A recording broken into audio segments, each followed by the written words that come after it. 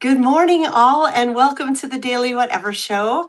I am Dana Dubois, and today is Fine Feminist Hour. So I am joined by the incredible Zolfina from Letters from a Feminist and from Hello. Professor Meredith. Hello, and welcome to the show, you two. Thanks It's for good having to be me. back. Yeah, it's good to be back.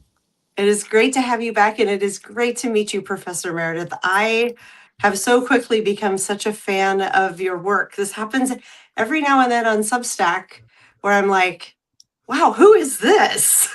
Someone Right? like the algo gets it right, and I'm suddenly like, who is this hilarious, brainy human? The Delighting. algorithm really just like slammed me into the stratosphere over the course of like a month, and it's been very strange. It's Yeah. strange, but it is not unusual. It's because your writing is very good and very specific. Thank you. My dog has wandered off before I can give her treat. I don't know if you can hear her howling. Kira, Yeah, I can kind of. Kira. She's so funny. She's now like, I get my treats.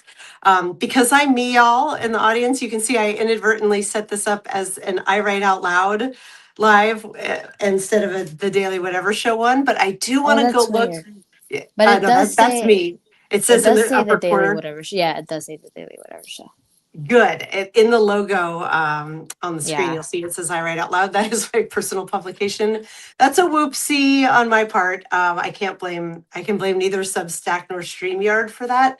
But because I am still, yep, good. I see us here live. Wow, we look good on this dark background though. Right? Nice. Love I it. dig it. Yes. Let me go ahead and enter the chat here and say hello, all, and to ask all of you to please send up all the hearts for Zolfina and for Professor Meredith. But should I call you Professor Meredith or do you prefer You can just Meredith? go Meredith. That's fine. Yeah. I just Okay. since that's the one I use on Substack, I figured I'd keep it consistent for people. But Yes. Either way, Meredith is fine. great.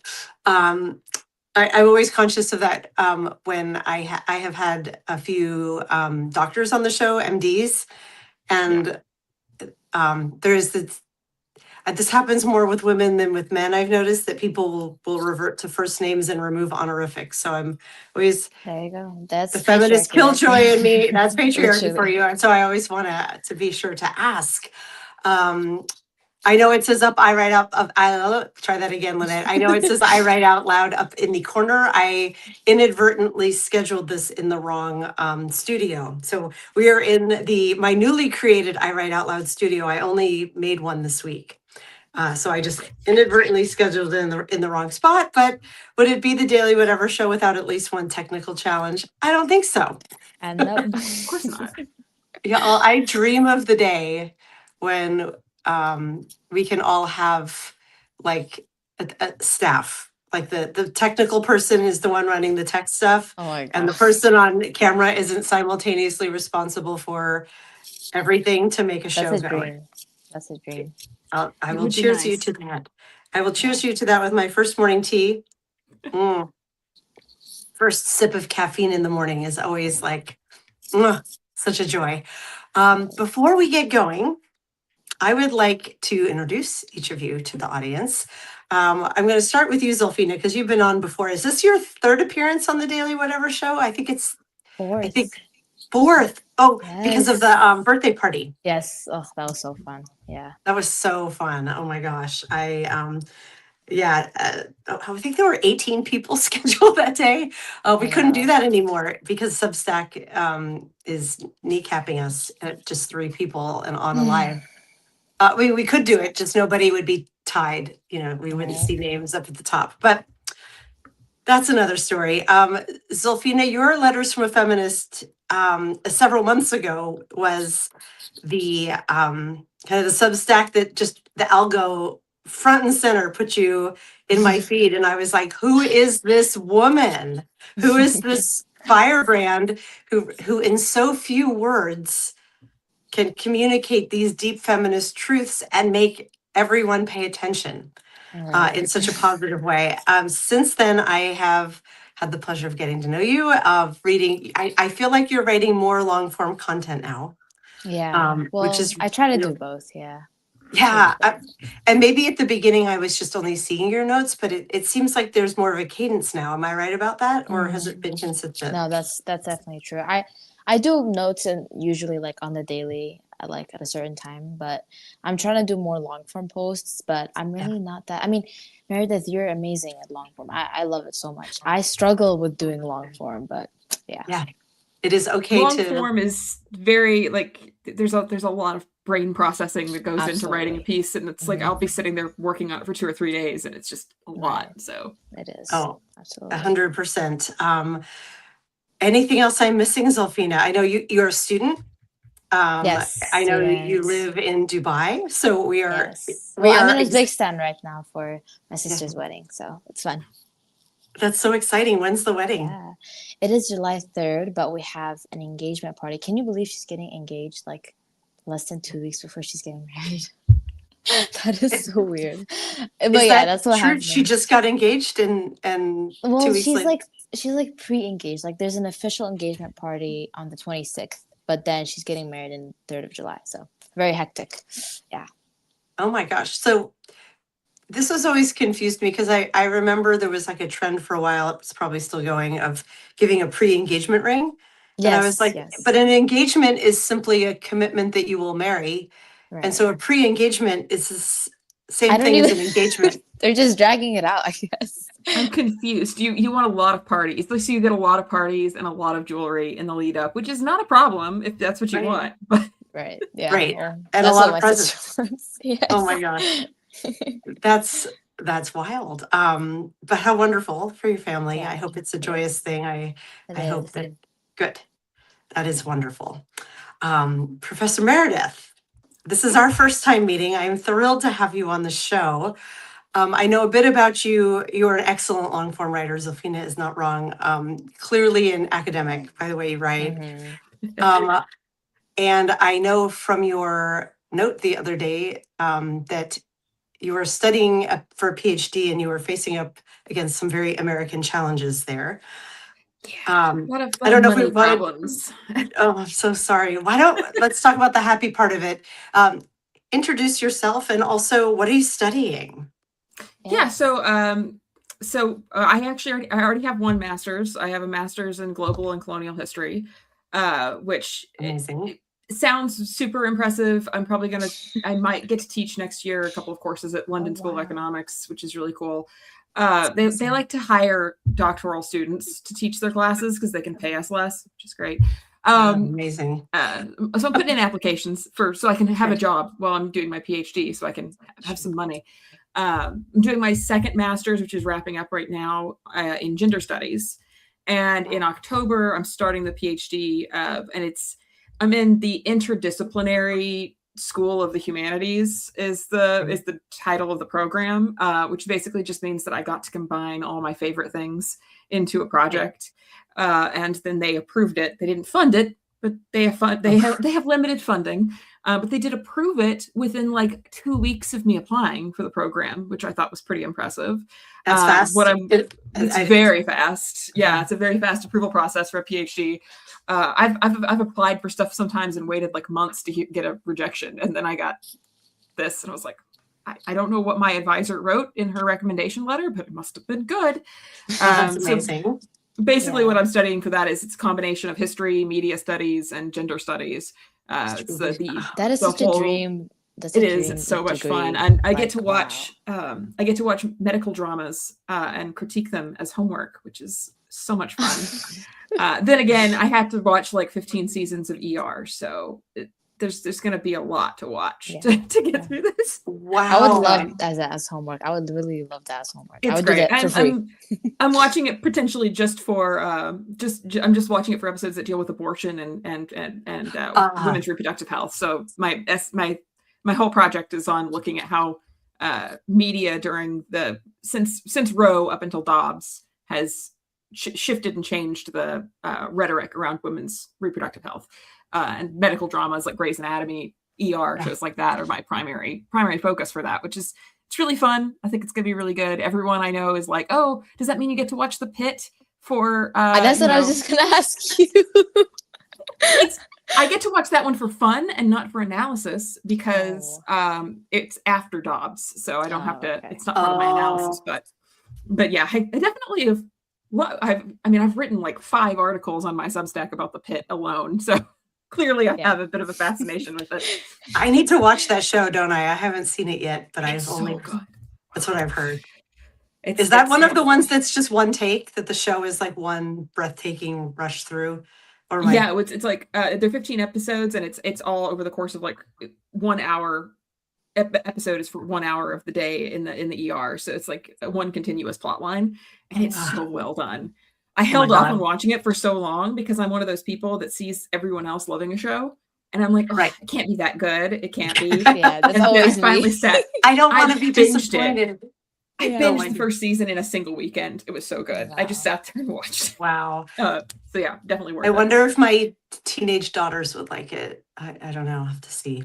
If they don't like, it's a little gory because I would say their prosthetics department, top notch. Most of the stuff is very they're not using CGI for it. They're using actual prosthetics for the surgeries and stuff. And it's a lot. I've seen things that I did not want to see. But the narrative is very good. To handle that. I don't know how you do it. I don't know handle it.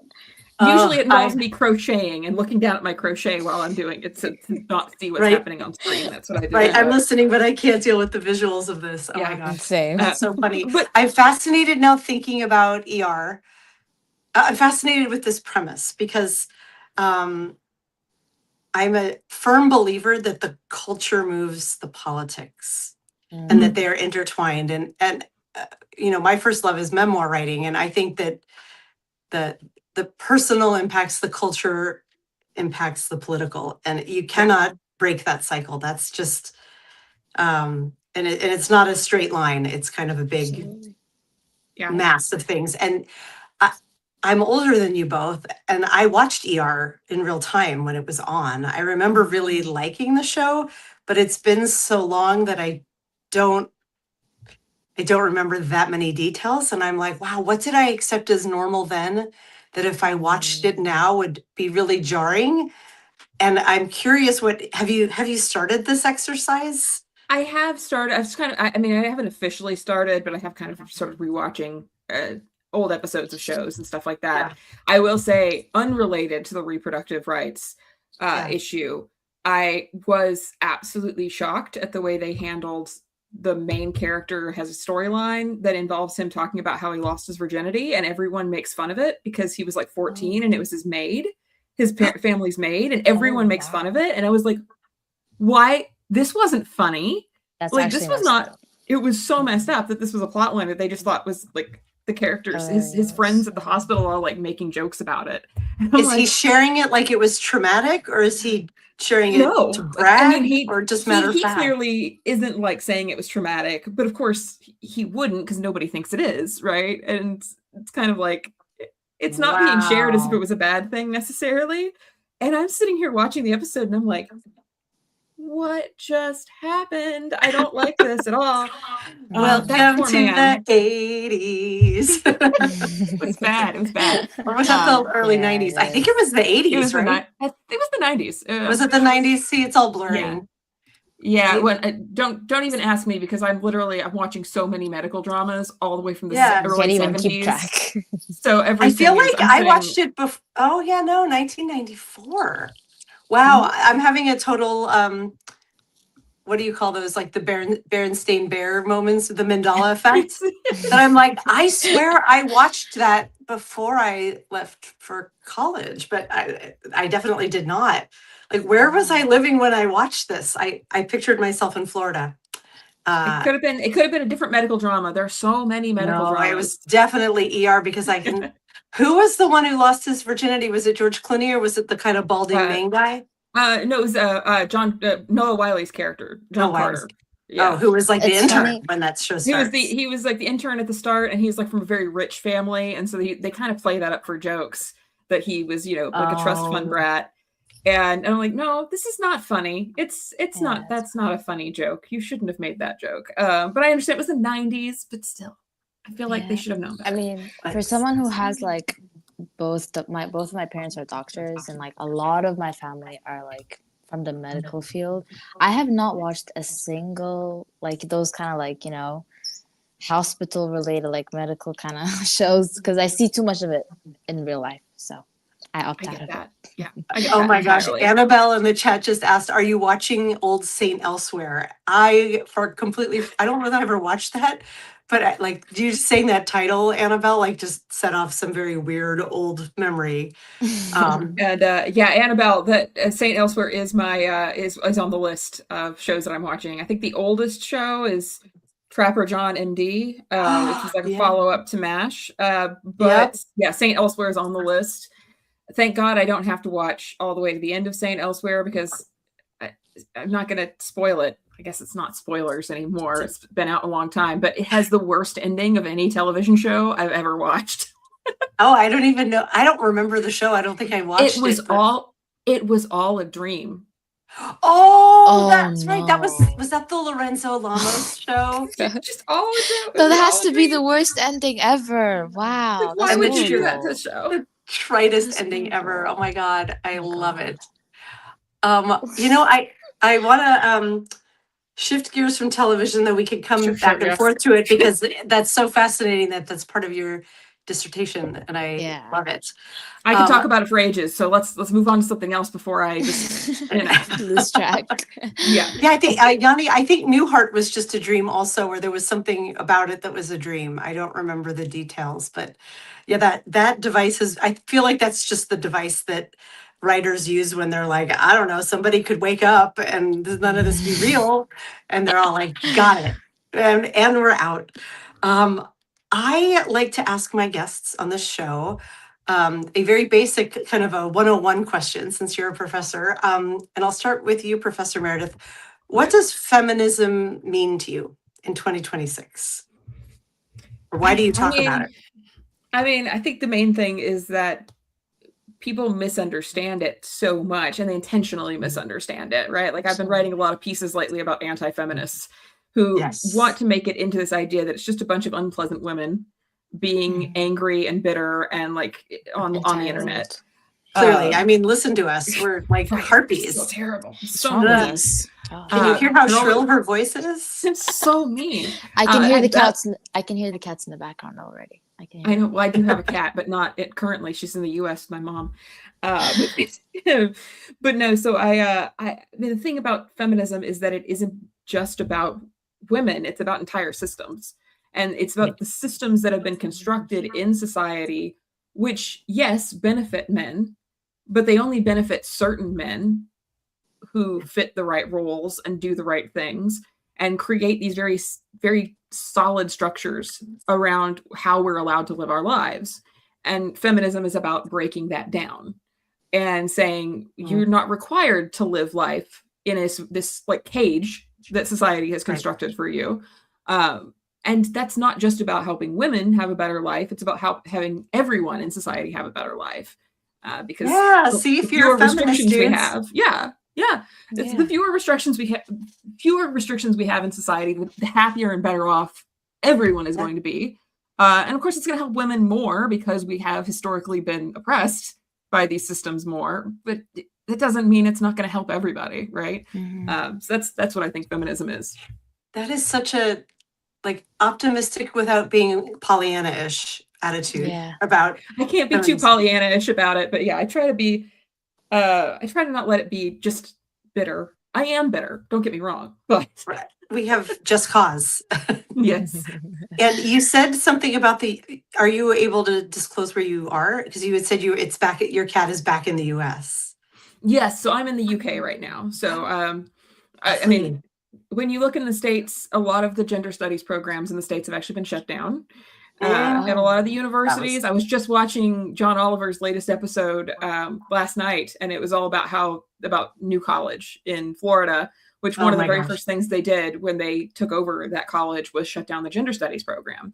And there really just isn't that many opportunities for gender studies. You see that with like not only gender studies, you see that with like critical theory. I think also with something to do with race as well. Those kind of Courses critical are race all theory being courses yeah, are critical shut race, all down. of those. Anything, any sort of history programs that specify like women's history, gender history, race history, all of those are Yeah. being defunded in massive ways. And so that's becoming heartbreaking. even more difficult to study there. And I mean, I could have stayed in the States and studied. I could have found a program. A big part of me coming here was to get out of the US. So You're 100% my mom's reasonable for exact that. words were, my mom's kind of words were on that subject were, it's probably a good idea that you get out of the United States because you don't know how to shut the fuck up. Was that a welcome comment from your That mom? was that that said was a lovingly? sign. That was a sign. Yeah, no. She knows. She was saying that in a compliment. That was in a complimentary way, not a derogatory way. That's fine. Oh my God, But- I love your mom already. That is Me so too. She's like, something. you're gonna go. She's like, you're gonna end up in a camp. You gotta leave. I mean, Yeah. terrifying, but very Yeah. cool that your mom that she can talk to you like that. My eldest leaves for college in the fall, and that is the sort of thing I would say to her, like, get out of here because you can't shut the fuck up, and Yeah. I don't want you being sent to a camp. We have that kind of gallows humor as well. Congrats on getting overseas for education. That is Yeah. hard work, is and that huge. is it's heartbreaking. I grew up in Florida, Mhm. and it's hard to explain what New College used to be, but it was this like strange little, very brainy and also sort of not quite bohemian, that's the wrong word, but it was like, the place where the super smart kids went who like wanted to make their own major and just be very intellectual and very like ivory tower, for lack of another word. Mhm. And to know that it was shot down in this, like, that was the first thing that DeSantis did, I think, from an education perspective, was like, we can't have this bastion of liberal education Can't have for just that. like intellectuals who are studying because they simply want to learn and Yeah. enhance their minds versus maybe true academic training, or like job training. I hate this timeline, you guys. I hate it. It is. It's the worst timeline, and all I can think is my first master's was written about Star Trek. My first master's thesis, which is a whole other story of how I managed to do that in a history program. But but that was one of the things I always think about is like the timeline to get to Star Trek always has to go through like the eugenics wars and all of these horrible things, and I'm like, crap. We're in the Star Trek universe, and I don't like this timeline. Like I'm in the bad point of the Star Trek timeline. Oh my God, you're not That's so wrong. true. Zolfina, I wanted to move up. I'd ask you the same question. Yes. And I can't remember if I asked you this question last time you were on, but I'm just, because I can't remember, I'm going to ask you again. I think you did. I think you did when I first joined, which was very awesome. But I think feminism in the most simplest term for me is obviously the equality of the sexes, and gender equality is it's more than that though. Like feminism for me is for deconstructing the patriarchy. And as you said, the comment about men, it's also because I believe that patriarchy's first victim is men. I always say that men, like patriarchy consumes men as fuel. So feminism for me is not just about women. It is also about men. And as you said, having gender equality and actually achieving feminism means that men are held accountable, and they're the one who are taking the first step, and because they're the one who built this system, they're the one who have like historically oppressed us. But at the same time, they don't understand that not all classes of men, as you mentioned, are reaping benefits from it, because the patriarchy benefits like the top 10% of like the richest men, like that. I love it. And I think this ties really nicely into one of your recent stories that I'm going to share here in the chat. I imagine that this headline got you a lot of comments from men. It is called Actually, I love that you used the mansplain. Actually, all men benefit from violence against women. That is a punch in the gut of a headline. And I know I said this last time you were on air, and I have to underline it again. As a writer who loves the craft of writing, you may struggle some with long form, that it's harder for you to do it. It doesn't show, but you are magnificent at short form writing. Your Thank you. notes travel faster than any notes I've seen. That you say so much with so few words that resonate. And this title is like a master class in that, because it says something in a way that is a little, it's incendiary, but it also makes you Right. be like, oh yeah, actually, Yeah. let's see. And then you go on to substantiate it in your story. So I feel like this ties in nicely to what you were saying of what both of you were saying about how feminism is here to help men. This is kind of the flip side of that, of the expectations on men are as such right now that there's sort of this like the burn haystack dating method has a funny name for this. I'm trying to remember. It's like gold star for bare minimum, I think is what it's called.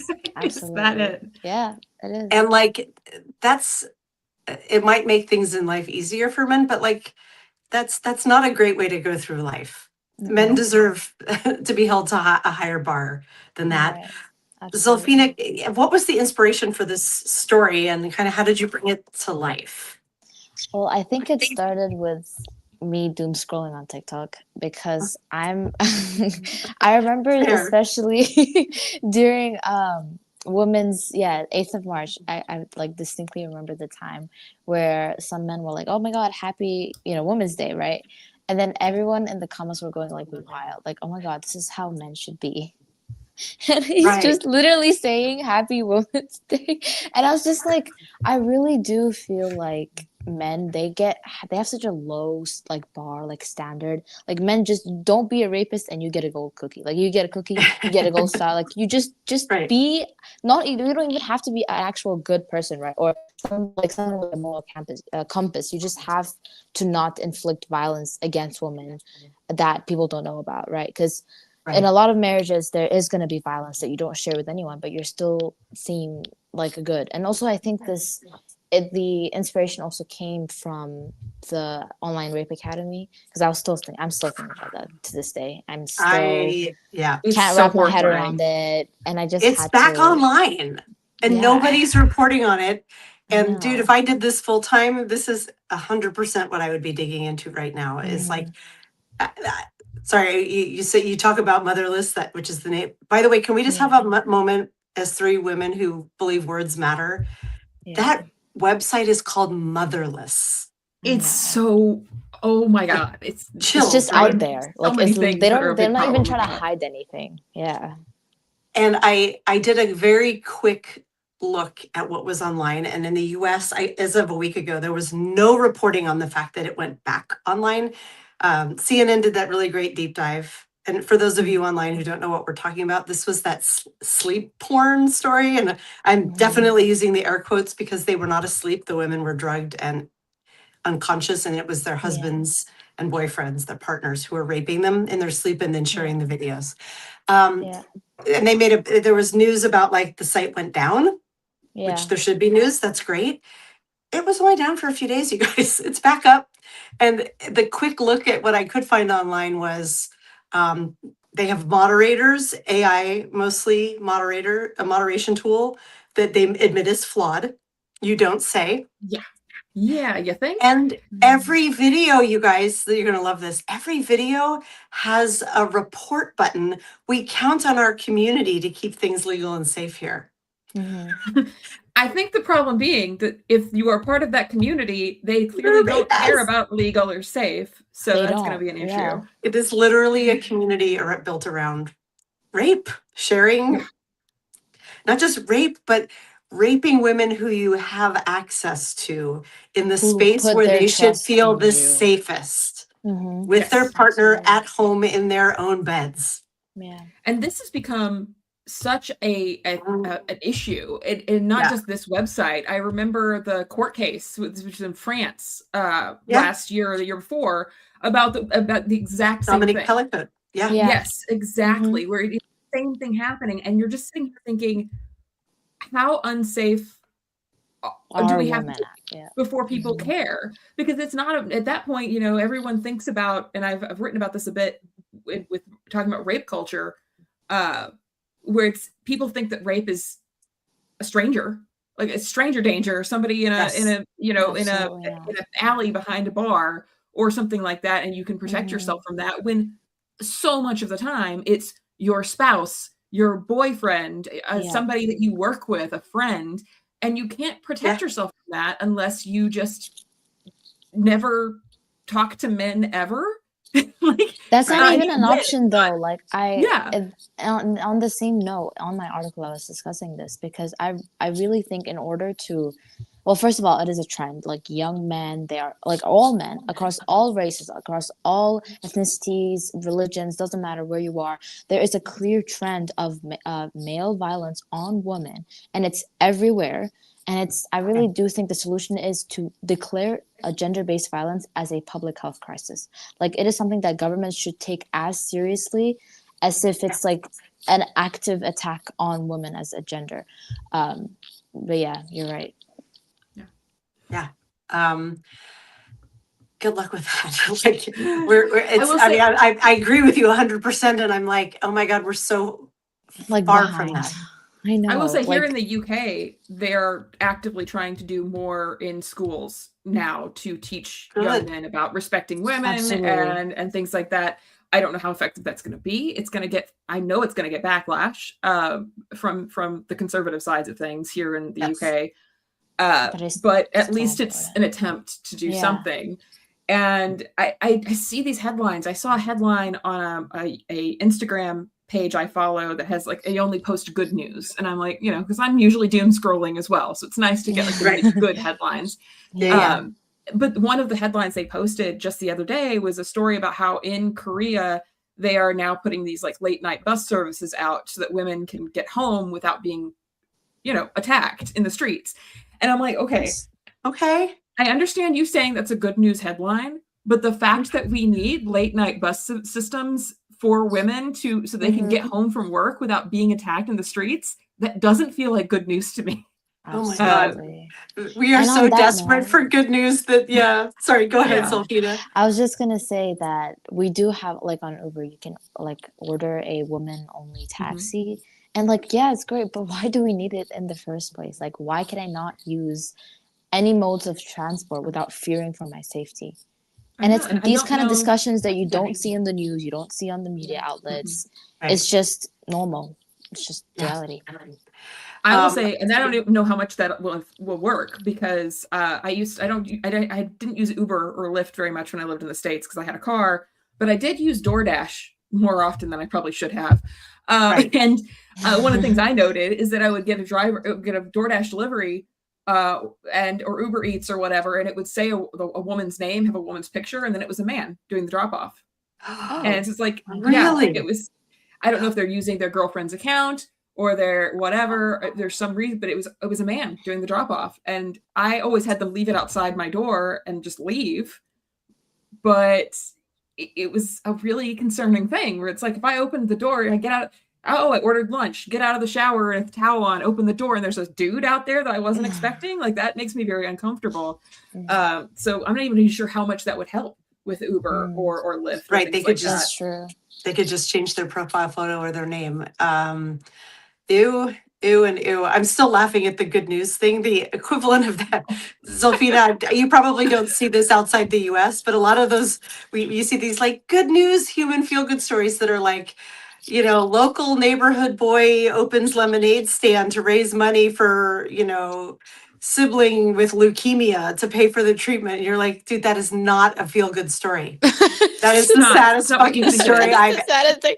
Oh my God! Wait, I have seen one of those where it's like a woman is so basically she is running a whole McDonald's like shop not shop, place basically all by herself. Like she's the one at the drive-through, she's at the cashier, and then they're like, "Oh my God, this woman did it all!" And I'm like, "How is this a good story? Like, how is this a feel-good story? Like, this poor woman, she managed the whole place while serving people, while cooking the food as well, and you're telling me that's a good story?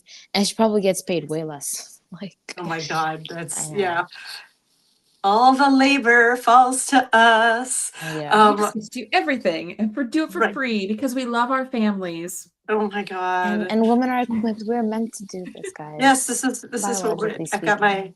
Yeah, of course. This is what we're adapted for. We have a great question here from my in real life friend, Cliff McClough, who is here in the chat. Hi, Cliff. I love when people I know in real life join. That's so He cool. is, it's a two-part question. Hold on, I got to scroll up here a little bit to get the first part. Regarding the conversation involving men and feminism, if you could go back in time and come up with a new word for feminism, would you? And if you would, what would you call it? Oh And my he's God. asking this, like, do you think it hurts the message to have the That word is- feminism? That is such a cool question. What an interesting question.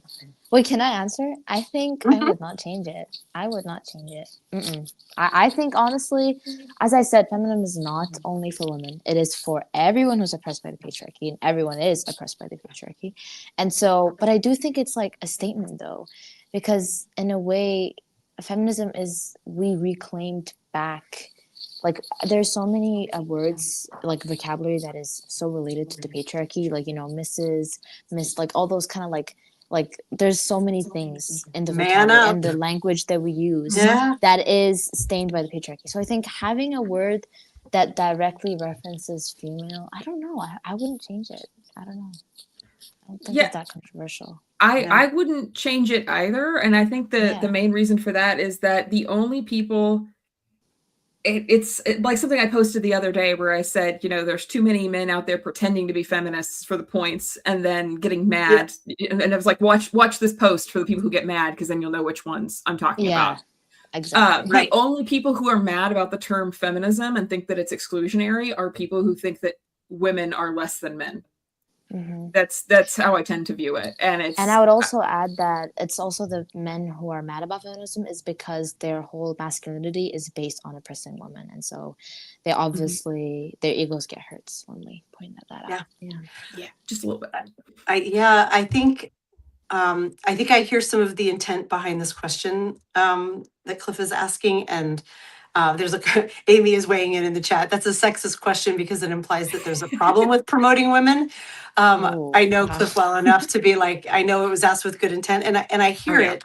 And you know what? I see it every week because our when we called the show is called the Fine Feminist Hour, and it always has less traffic than the other 4 days by percent, because like the two of you being here, our number should be higher. And I think it's the word feminist. It turns, there's a lot of people who don't want to identify with the word, even women who actually are feminists.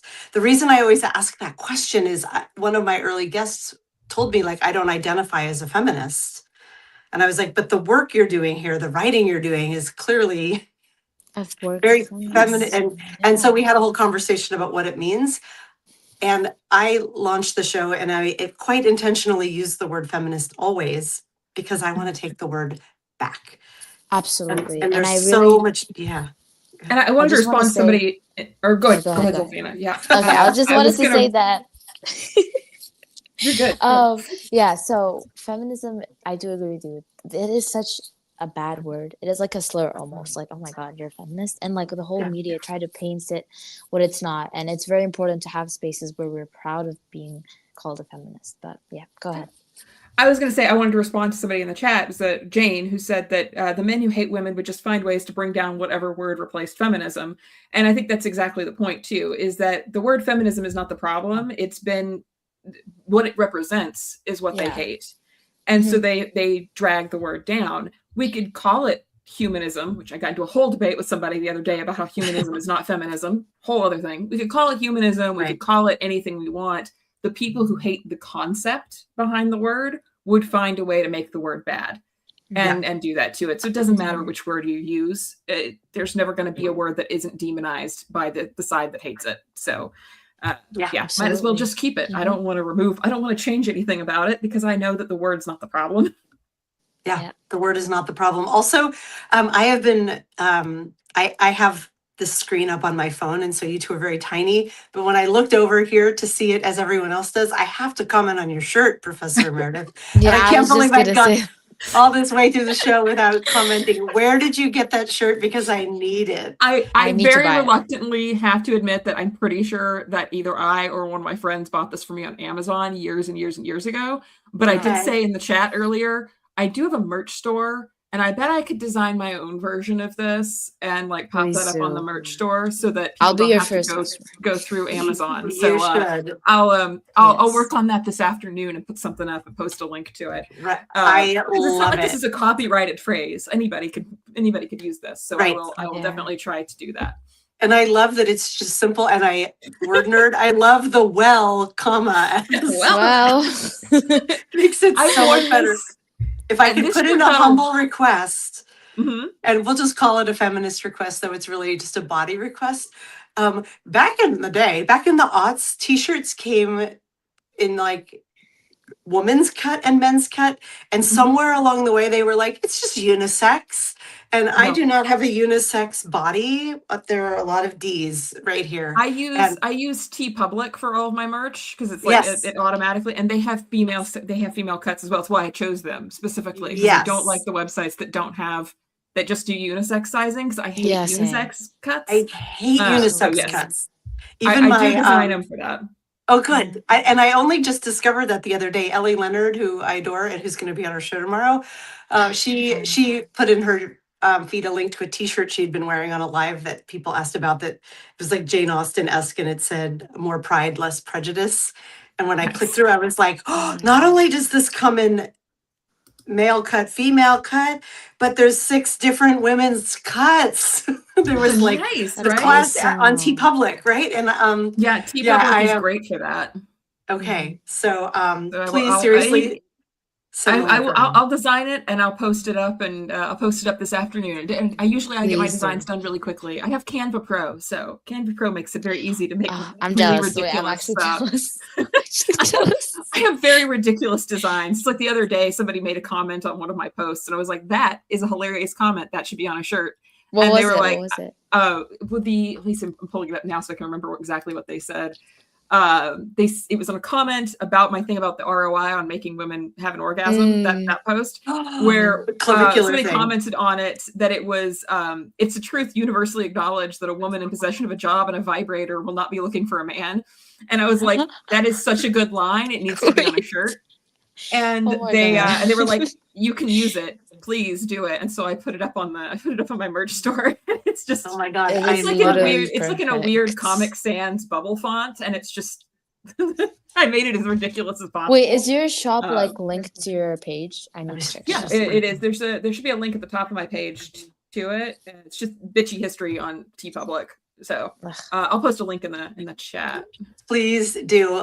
Lawrence, my usual co-host on the Daily Whatever show, he also has a T-shirt store, and there has been many a time when we're doing these lives where I'm like, write that down. I want a T-shirt.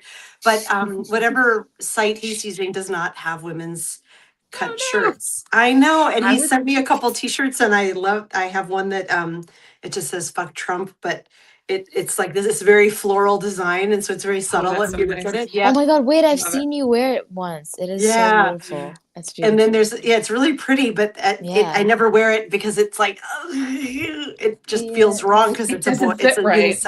It does not. And then he made me another one that says "Feminist Killjoy" at my request. Which was going to be the name of the show, but Feminist Killjoy is already being used too much. The Fine Feminist it's me being kind of tongue in cheek. And the original version of it was fine, comma, feminist. Because it was me being like, okay, fine, I'm a feminist. You got me. Oh my God, wait, I love that. Yeah, it's tossed out as like an insult, you feminist. And I'm like, yeah, okay, fine. And it's also just sort of taking back as feminists are known as being, like being ugly. Speaking of Feminist Killjoy, though, when I started teaching women's history at the university that I taught at, one of my friends bought me, and it's hard to see, but they bought, and it needs cleaning, but it says Feminist Killjoy on it. She bought it for me on Etsy and sent it to me because she's like, that the kids are going to think that you're a feminist killjoy when you teach women's history. And in fact, a student called me a feminist killjoy in class once. He meant it as a joke. Wow. I was talking about the Middle Ages, and he was like, man, I really like the Middle Ages. Like, I love going to Ren fairs. You're ruining it for me. You're such a feminist killjoy. And I was like, I like going to Ren fairs too. There's nothing wrong with that. Literally. But Oh my God, I love it. I'm definitely going to go check out your t-shirt shop. And if you make, well, the patriarchy isn't going to fuck itself. I am will. I'll work on that one 1,000%. tonight. That might become my Thursday Wait. uniform.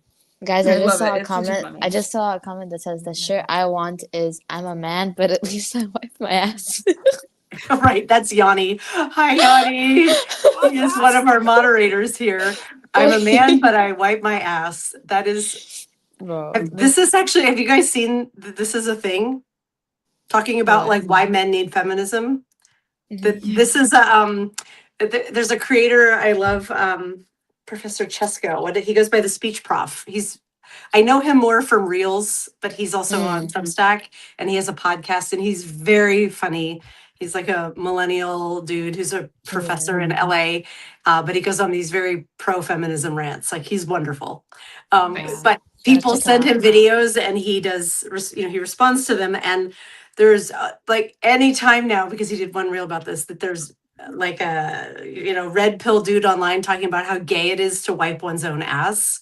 They send it to him, and so he's done all of it. And when he talks about it, he pronounces it wipe instead of just wipe. Why do you not wipe? And he's horrified. So this is actually a thing. This is how far it's devolved. Wait, guys, there are are you these- being serious? Like, that's Yes. not a satire? Like, No, It's not. no, it is not. wait, guys. Men, you need feminism. Because if Bro, not, you're wait, going to men end are- up with like infections.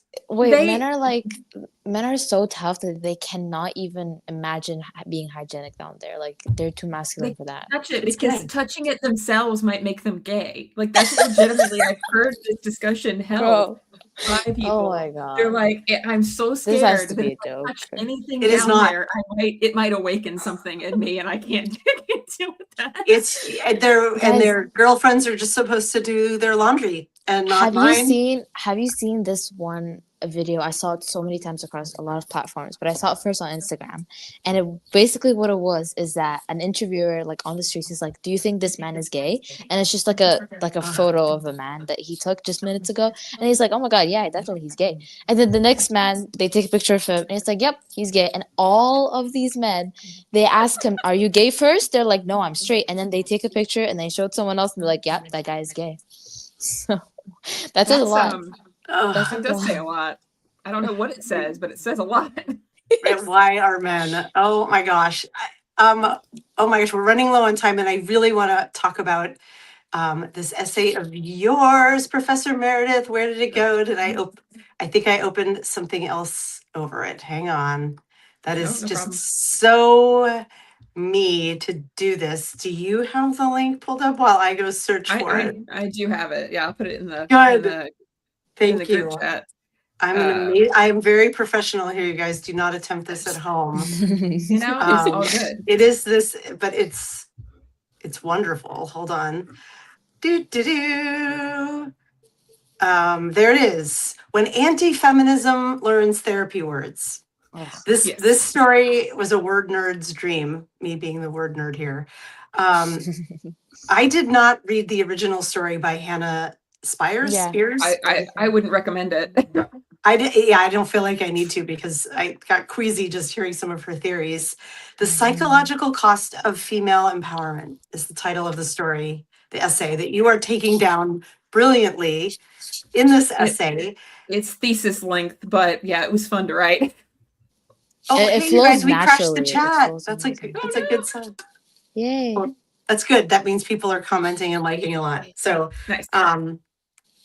there is the link.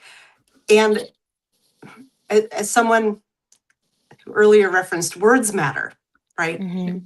And here is this essay that's saying, wow, feminist women went and learned these therapy words like patriarchy and emotional labor, and now they're unhappier because they're aware of how unhappy they are.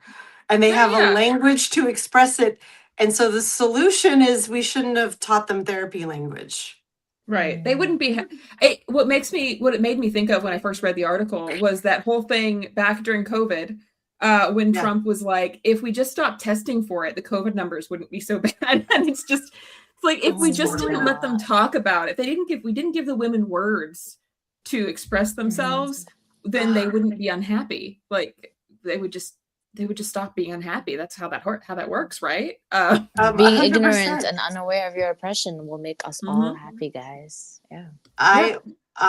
This actually reminds me. Psychobabble. So this was in his Substack. Yeah, and unfortunately, this woman on Substack is a. I don't know if she's currently practicing or has a current practice, because she's practices in Switzerland, and Switzerland you can't like access their records if they're actively a psychiatrist or not anymore. But she has a degree and has been a psychiatrist, and now writes pieces of op-eds for like Evie magazine. So she's, a very big anti-feminist. Wow. Everything she writes, everything on her Substack is about how feminism is horrible and destroying society, and women are just sad because everything is terrible. Do we think she's a right-wing plant? Because they do get paid pretty well. She probably is. Yeah, I wouldn't be surprised. What she's arguing reminds me of this one quote from Andrea Dworkin. I love her so much. She's a great feminist writer. But she said that along the lines of, women would rather be ignorant of their own oppression. They would rather not know about the patriarchy, because it is painful to be aware of how misogyny permeates relationships. Everything in life, it permeates everything, and it's painful to be aware of that. And that's why I think anti-feminists are so loud, because they just want to talk they just don't want to even acknowledge, because it is painful to be aware of it. Yeah, and I think a lot of it has to do also with the fact that if they feel happy in their relationship, right, they don't have to unpack anything that's going on outside of them. If they phrase it as, if you're unhappy in your relationship, or you're unhappy with your situation in life, that's a personal problem. It's just individual. Yes. It's your personal responsibility. You chose a bad husband. You failed at raising your children. You did this. It pushes that all off onto an individual woman and says, I'm happy because I did it the right way. Not because you got lucky or because you're just blissfully ignorant. That you get to pretend that there are no structural problems, and you don't have to fight that anymore. So you can get away with that. And that also reminds me of the quote that was very popular during the second wave of feminism, which was, the personal is political. And that's how it's very important, because if you are not talking about feminism, or you're not aware of it, then you don't realize how the things that how men treated you and the trauma from male supremacy and male violence, then you realize that it might actually be this has happened to me as well. I really did think all the things that happened to me was a personal problem, until I picked up a feminist text and I realized, no, wait, actually this is a structural systemic problem. It's a gender thing. Yeah. And that's why I've attached this a lot to this article, and then I wrote another one about how they hate when women talk. And I also did a podcast episode on Gerda Lerner as the kind of one of the forerunners of the creation of women's history studies. And that is the main core of it, is that when women talk about this, we name the systems and we continue to talk about them. It makes it impossible for each generation to be trapped, gaslit into thinking that it's an individual problem that they're experiencing all on their own.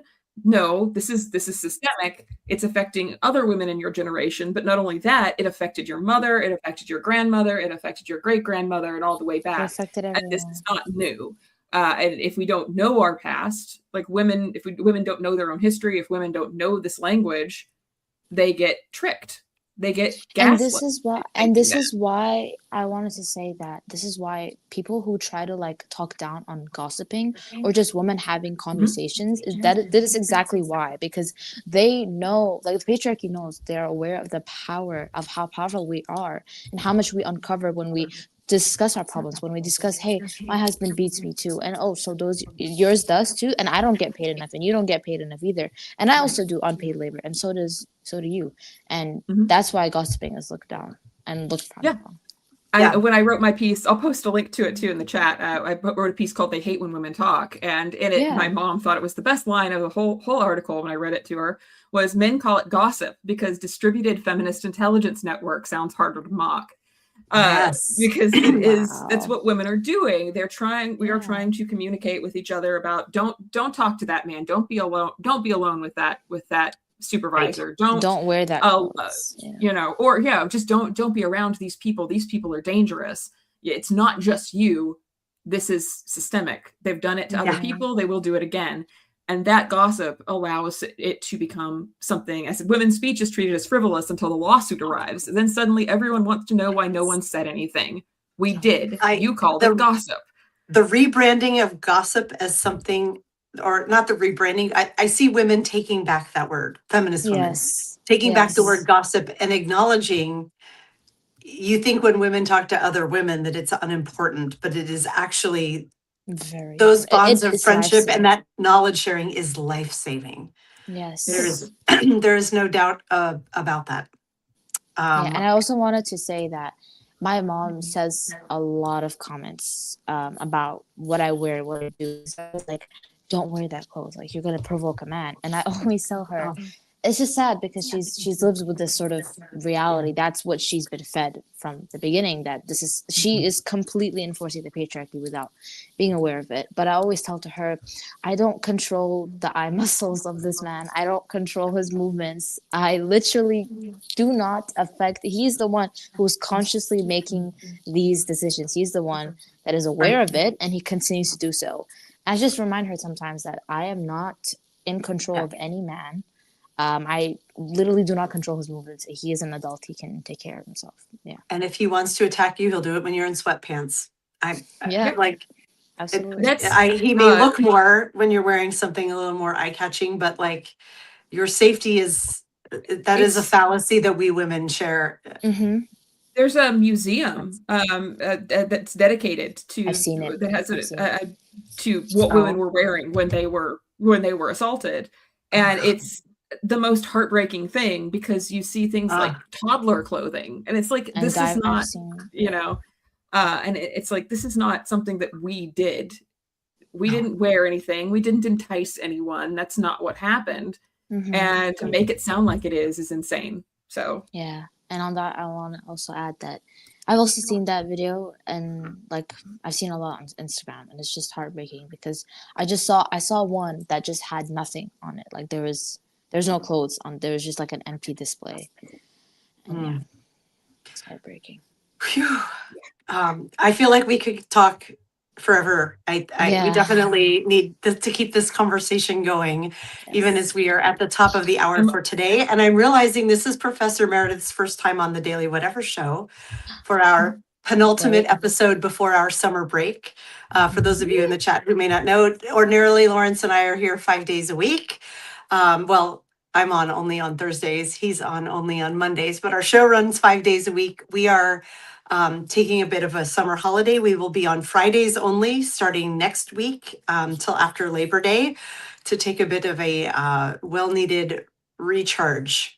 Always needed. Yes. You deserve yes, it is. We've been at this for well over a year, and it is a very intense pace.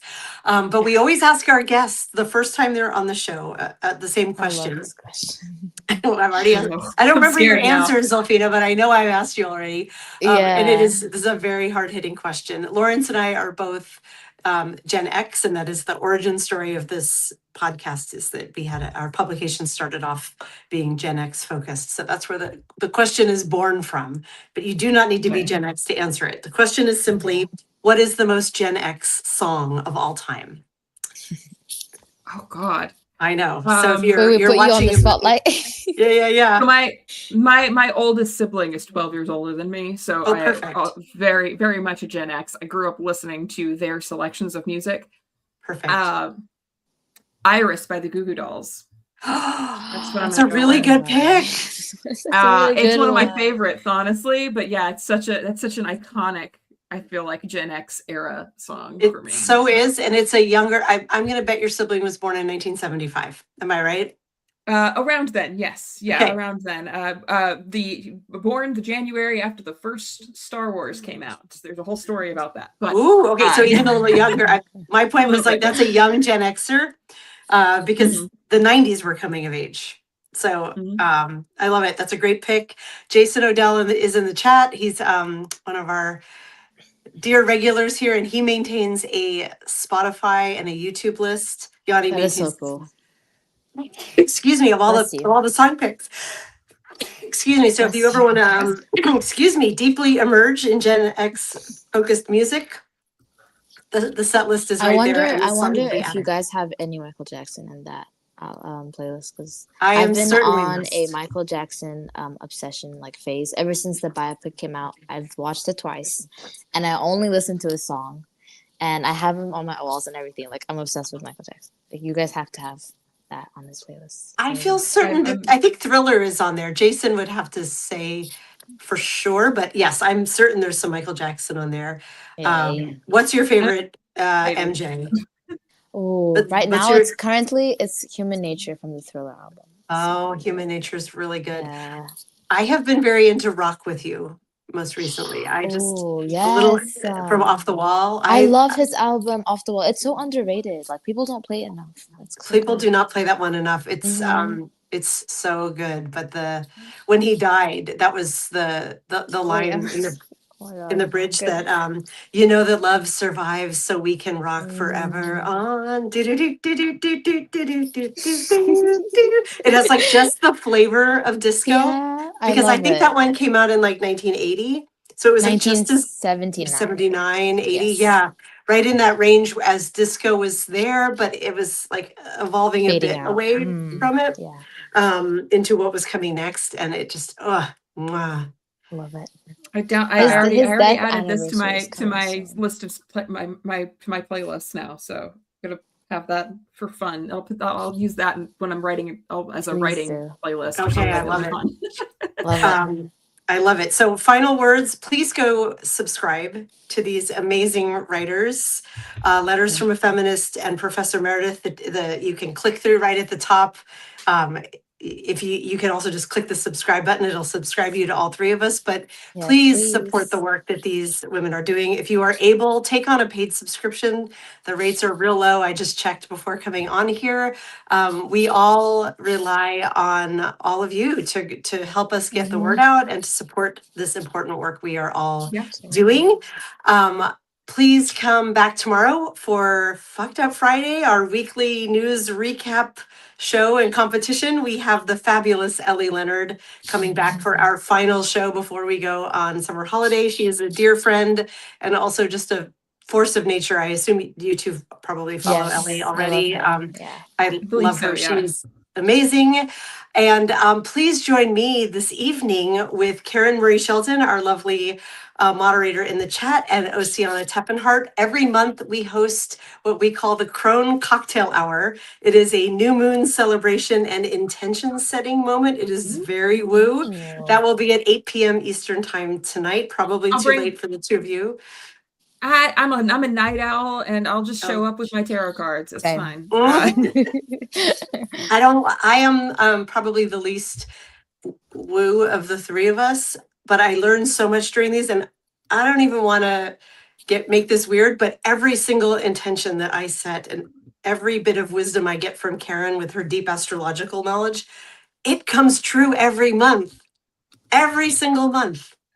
I will say on a strange note, I mean, people can believe in tarot cards or not believe in tarot cards, but for 2020, when I do a year in advance reading on New Year's Eve every year, and in 2020, March was the Hermit, and that was when COVID shut everything down. So the cards did what they did. Yeah. And this is really weird. Whenever things like repeat around me, I take notice, and I just assume it means I'm on the right path. When for whatever reason things just keep repeating, I keep pulling the Hermit, and then you just mentioned it. And I am the least I actually had the start of a note written about this that I never came back to. I am the least hermit-like person. I mean, when I am at home, I'm talking to people. I am out and about all the time. I'm super extroverted, but the hermit keeps coming up, and it's because I'm just in this. It's that the light only shines one step ahead of you. You don't know the full path yet. That is very much where I feel like I am growing creatively, where I'm like, I have a plan, but like it's unfolding one step at a time. The Hermit and the Star and the Moon. Those are the ones that are following me right now. And in all areas of my life. Really spot on. And they keep coming back. So I feel like it is a beautiful nod that you just said the hermit, because Yes. oh, yeah, and I It did get wasn't- I it did get a wasn't- very painful tower, as Karen's mentioning. The it's a the COVID was terrible, but I got my entire first thesis written in a year. So I did my first master's in a year. So Yeah, you win some, I'm you not lose too mad some. about that. Yes, so please join us tonight if you can for Crone Cocktail Hour. You do not need to bring a cocktail. I this week I think I'm actually, if I have time to stop, I'm gonna go make myself a proper cocktail. Maybe I want an Aperol Please spritz. do. It's Yeah, really, that'd I be don't know if you great. can see all the light coming in on me from outside, but it's like a beautiful day here in Seattle, and yeah, that's where I'm gonna be this evening. So definitely want to have you all back. Thank you to everyone here in the chat. Hey, I was saying that Fine Feminist Hour is underattended every week because of the feminist in the name, but we are this short of 200 folks here who have been Yay. really active in the chat. Yay. That makes That's And makes amazing. plus my- some from YouTube, so. Yep, we've got a few people on YouTube. I haven't checked Facebook, but I probably have like maybe one person. No one likes Meta, but it's easy to link it up, so it's just Yeah. linked over there. Have a wonderful day. We love you, You mean too. it. I'm going to go find the button to push over here and stop the And- StreamYard. All right. Bye, all. Bye-bye. Bye.